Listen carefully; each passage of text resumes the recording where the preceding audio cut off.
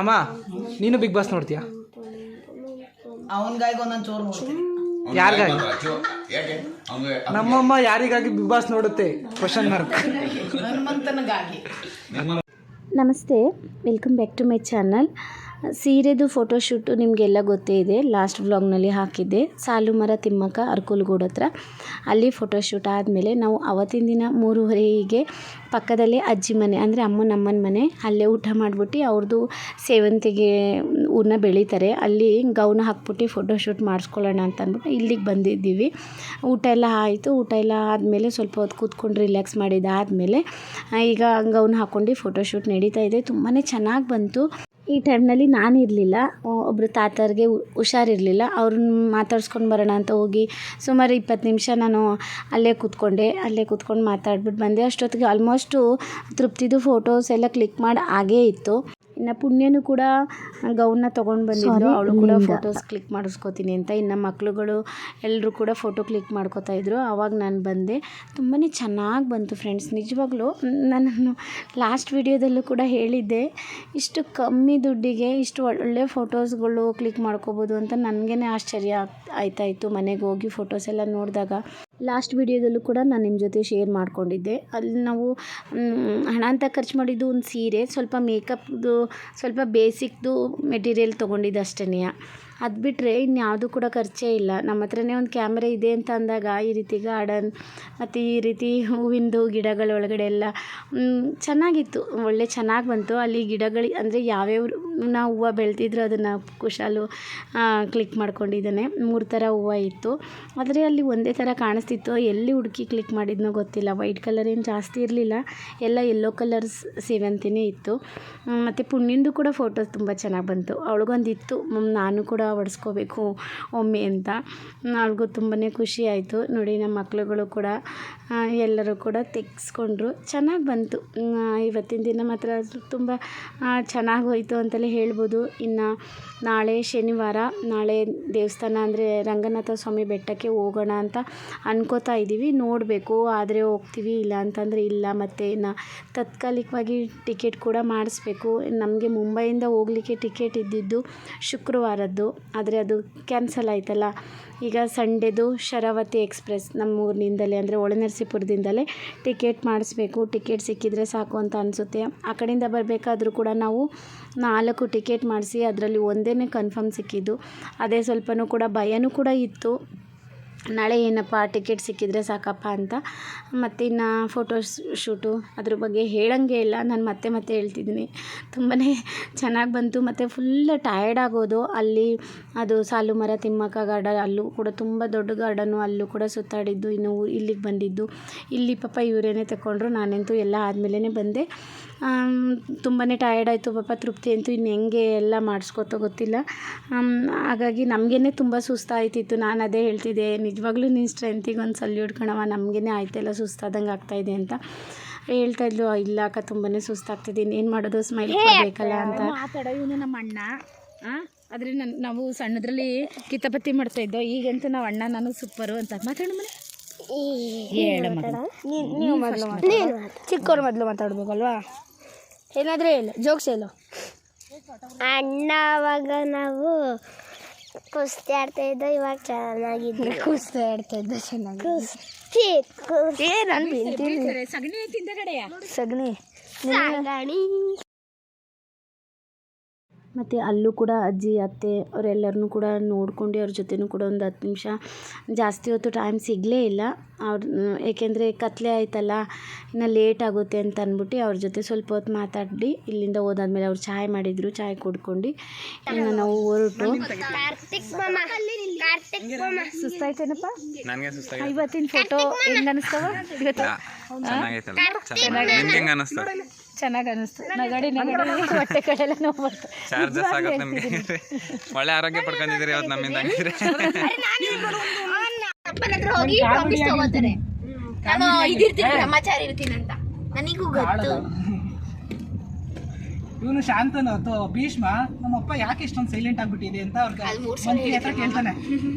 ಆಗ ಮಂತ್ರಿ ಡೀಟೇಲ್ ಎಲ್ಲ ಹೇಳ್ತಾನೆ, ಹಿಂಗೆ ನಿಮ್ಮ ಅಪ್ಪ ಒಂದು ಹುಡುಗಿನ ಲವ್ ಮಾಡ್ತಿತ್ತು, ಅವ್ರ ಅಪ್ಪ ಹಿಂಗೆ ಪ್ರಾಮಿಸ್ ತಗೋಬಿಟ್ಟೈತೆ, ಅದಕ್ಕೆ ನಿನ್ನನ್ನು ಬಿಟ್ಬಿಟ್ಟು ಅದು ಇನ್ನೊಬ್ಬನ ಮಗಂಗೆ ಪಟ್ಟ ಕಟ್ಟಕ್ಕಾಗಲ್ಲ ಅಂತ ಏನೋ ನಿಮ್ಮ ಅಪ್ಪ ವಾಪಸ್ ಬಂದ್ಬಿಟ್ಟೈತೆ ಅಂತ.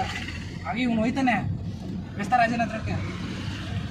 ವಿಡಿಯೋ ಮಾಡ್ತಾನೆ. ಇಲ್ಲ ಜಾಸ್ತಿ ಆಗಲಿಲ್ಲ, ಹೇಳ್ಕೊಂಡು ಗೊತ್ತಿಲ್ಲ. ನಾನು 600 ಪೇಜಸ್ದು ಬುಕ್ ಓದಿದ್ದೀನಿ ರಾಮಾಯಣ. ನಮಗೂ ಗೊತ್ತಾಡಿ, ನನಗೂ ಮಹಾಭಾರತ ಗೊತ್ತು, ರಾಮಾಯಣನೂ ಗೊತ್ತು. ಮಹಾಭಾರತ ನಾನು 5 ಸಲ ಓದಿದ್ದೀನಿ. ನಾವೆಲ್ಲ ಸ್ಟೋರಿ ಏನಾದರೂ ನೀವೇನಾದ್ರು.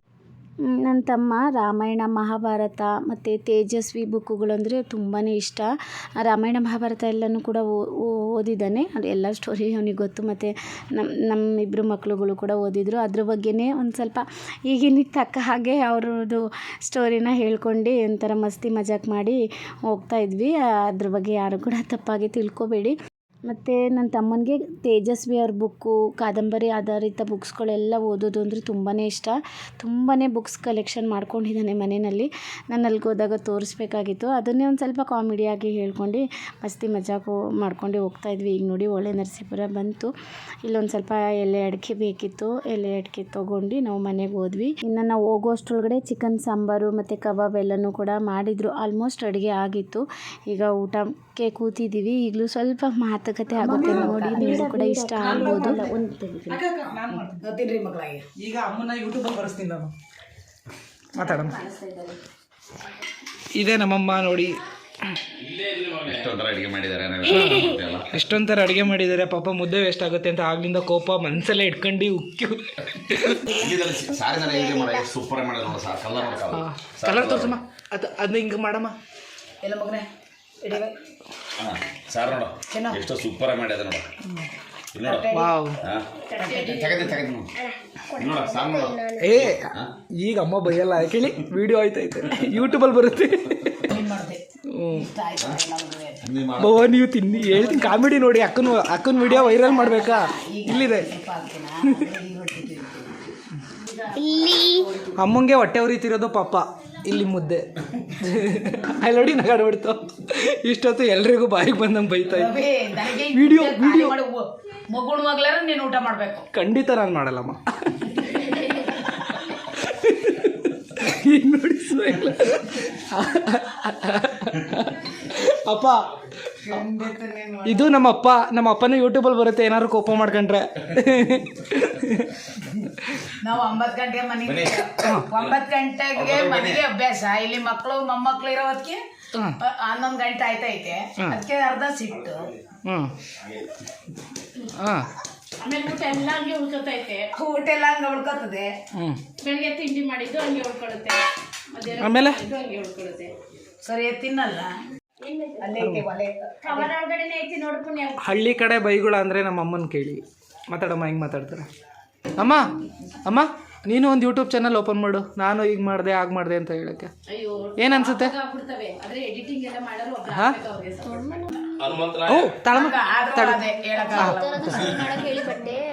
ಅಮ್ಮ, ನೀನು ಬಿಗ್ ಬಾಸ್ ನೋಡ್ತೀಯಾ? ಅವನ್ಗಾಗಿ ಒಂದೊಂದು ಚೋರು ನೋಡ್ತೀನಿ. ಯಾರಿಗಾಗಿ? ನಮ್ಮಮ್ಮ ಯಾರಿಗಾಗಿ ಬಿಗ್ ಬಾಸ್ ನೋಡುತ್ತೆ? Question mark. ಹನುಮಂತನಿಗಾಗಿ.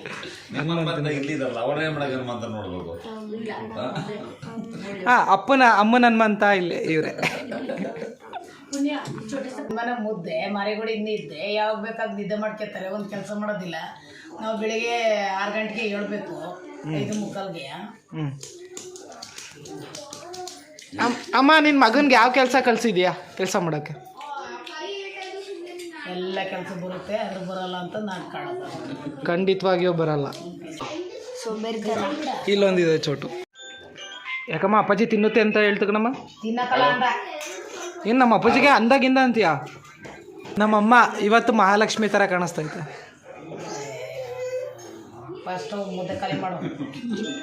ಇವು ಕೋಪ ಮಾಡ್ಕೊಂಡ್ರೆ ಕಾಳಿ. ಗೊತ್ತಾ, ನಮ್ಮಮ್ಮ ಇಷ್ಟೊಂದು ಗಟ್ಟಿಮುಟ್ಟಿ ಆಗಿರೋ ಕಾರಣನೇ ಆ ರಾಗಿ ಮುದ್ದೆ. ನಮ್ಮನೆ ಏನಿರುತ್ತೋ ಇಲ್ಲೋ ಗೊತ್ತಿಲ್ಲ, ಮುದ್ದೆ ಮಾತ್ರ ನಮ್ಮಮ್ಮಂಗೆ ಬೇಕೇ ಬೇಕು. ಮುದ್ದೆ ಲವರ್. ಡ್ಯಾಡಿ ನೀವು ಮುದ್ದೆ?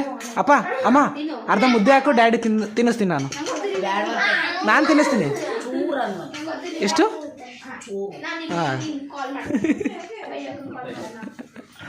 ಅರ್ಬತ್ತಾಗ ಹೋಗಿರಿ ಇಲ್ಲೇತ ಅರ್ಬೆ ಅಂದ್ರೆ ಅಮ್ಮ ಬಟ್ಟೆ ನಿಜವಾಗ್ಲೂ ತುಂಬಿಲ್ಲ. ನೀವು ನಾಟಕ ಆಡ್ಬೇಡಿ.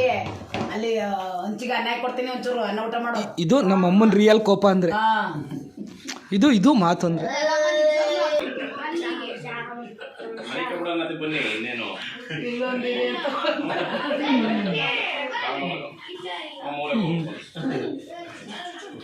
ಬಂದ್ರು ರೆಡಿ ಬಂದ್ರು.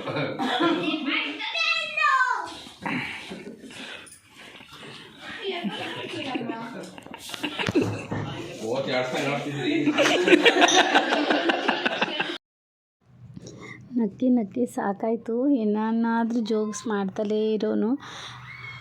ಹೀಗಿತ್ತು ನಮ್ಮದು. ಇನ್ನು ನಾಳೆ ಒಂದು ದಿವಸ, ನಾಳೆ ಇದ್ಬಿಟ್ಟು ನಾಡ್ದು ನಾವು ಮುಂಬೈಗೆ ಹೊರಡ್ತೀವಿ. ನಿಮಗೆ ಊರಿನ ವಿಡಿಯೋಗಳೆಲ್ಲ ಹೇಗೆ ಅನ್ನಿಸ್ತಾ ಇದೆ ಅಂತ ಕಮೆಂಟ್ ಮಾಡಿ ತಿಳಿಸಿ. ವಿಡಿಯೋ ಇಷ್ಟ ಆದರೆ ಒಂದು ಲೈಕ್ ಮಾಡಿ, ಪ್ಲೀಸ್ ಸಬ್ಸ್ಕ್ರೈಬ್ ಮಾಡ್ಕೊಂಡು ವಿಡಿಯೋಸ್ ನೋಡಿ. ತುಂಬ ಜನ ನೋಡ್ತೀರಿ ಆದರೆ ಸಬ್ಸ್ಕ್ರೈಬ್ ಮಾಡ್ಕೊಳ್ಳೋದಿಲ್ಲ. ಸಬ್ಸ್ಕ್ರೈಬ್ ಮಾಡ್ಕೊಂಡು ನೋಡಿ. ಮತ್ತು ನನ್ನ ವಿಡಿಯೋ ನೋಡೋರಿಗೆಲ್ಲ ನನ್ನ ಧನ್ಯವಾದಗಳು. ಮತ್ತು ಫೋಟೋಸ್ನಲ್ಲಿ ನಮ್ಮ ಮಕ್ಕಳುಗಳು ಹೇಗೆ ಕಾಣಿಸ್ತಾ ಇದ್ದಾರೆ ಅಂತಲೂ ಕೂಡ ಕಮೆಂಟ್ ಮಾಡಿ ತಿಳಿಸಿ. ಬಾಯ್.